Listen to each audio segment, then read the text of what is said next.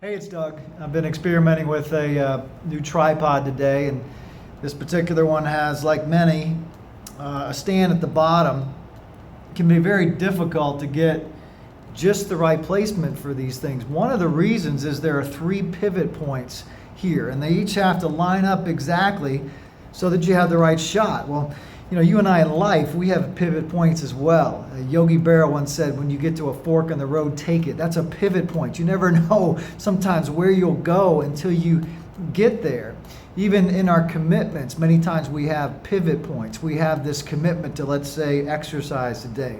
Then we get to that point where we either exercise or we don't. And we don't know exactly where we'll go sometimes until we get there. So what there is to do is to pay attention to those pivot points in life.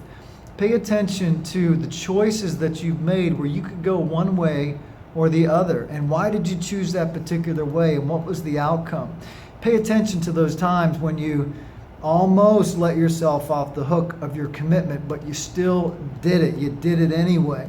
Or in the other case where you almost did it, but you let yourself off the hook. These are pivot points. And the more you can understand your personal pivot points and how you tend to operate the way you do, the more when you get to that pivot, you have the power and the wisdom and the muscle, if you will, to choose powerfully.